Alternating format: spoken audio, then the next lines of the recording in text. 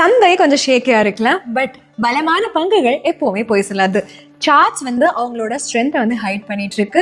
அதை வந்து எப்படி ரிவீல் பண்ணும் அப்படின்னா பிரேக் அவுட் மூலமா தான் ரிவீல் பண்ணும். சரி, நம்ம யாரெல்லாம் அந்த நாய்ஸ் கொடுக்குறாங்கன்னு பார்க்கலாம். உங்க எல்லாரையும் வீக்லி பிரேக் அவுட் சீரீஸ்க்கு வரவேற்கிறேன். முதல்ல நம்ம லிஸ்ட்ல பார்க்க போற பங்கு வந்து கிளென்மார்க் ஃபார்மா. ஜான்வரி 2023ல ஒரு ரன் பண்ணியிருக்காங்க. அதுக்கப்புறமா ஸ்டாக் வந்து all time high near 1830 levels reach ஆயிருக்கு அக்டோபர் 2024ல. அதுக்கப்புறம் சில மாதங்களா கன்சாலிடேட் ஆயிருக்கு.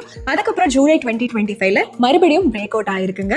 இந்த சமயத்துல 2284 லெவல்ஸ் வந்து ரீச் ஆயிருக்கு. ரீசெண்டா ரீடெஸ்ட் ஆயிருக்கு ஓல்ட் ரெசிஸ்டன்ஸ் ஆன 1830. அதுக்கப்புறம் டைட் கன்சாலிடேஷனும் நடந்திருக்கு நவம்பர் 2025ல. இந்த ட்ரெண்ட் எப்ப இன்வாலிட் ஆகும் அப்படின்னா 1790 கீழே இந்த பங்கினுடைய விலை போச்சுன்னா. இரண்டாவது பங்கு வந்து சன்சேரா இன்ஜினியரிங். இந்த ஸ்டாக் வந்து நிறைய டைம் ரிஜெக்ட் ஆயிருக்கு அதனுடைய ஆல் டைம் ஹை க்ளோஸ் ஆன 1700 லெவல்ல. பட் செப்டம்பர் 2025ல இருந்து ஒரு அப் ட்ரெண்ட்லயே இருந்திருக்கு அண்ட் ஃபைனலா இந்த லெவல்ல பிரேக் அவுட் வந்து பண்ணியிருக்குங்க. இந்த ட்ரெண்ட் எப்ப இன்வாலிட் ஆகும்னா இந்த பங்கின் விலை 1600க்கு கீழே போச்சுன்னா. அண்ட் நம்மளோட பட்டியலில் இருக்கிற அடுத்த பங்கு வந்து மேக்ஸ் ஃபினான்ஷியல் சர்வீசஸ். இது ரேஞ்ச் பவுண்டா இருந்திருக்கு 1650 லெவல்ஸ்ல 2025 ஜூன்ல இருந்தே. அப்புறம் ஸ்டாக் வந்து இந்த ரெசிஸ்டன்ஸை டெஸ்ட் பண்ணிட்டே இருக்கு. ஃபைனலா ஒரு பிரேக் அவுட் கொடுத்திருக்கு நவம்பர் 2025ல. ஒரு ரீடெஸ்ட் என்ன கன்ஃபார்ம் பண்ணிருக்குன்னா ரெசிஸ்டன்ஸ் வந்து சப்போர்ட்டா மாறுது அப்படிங்கறத கன்ஃபார்ம் பண்ணிருக்கு.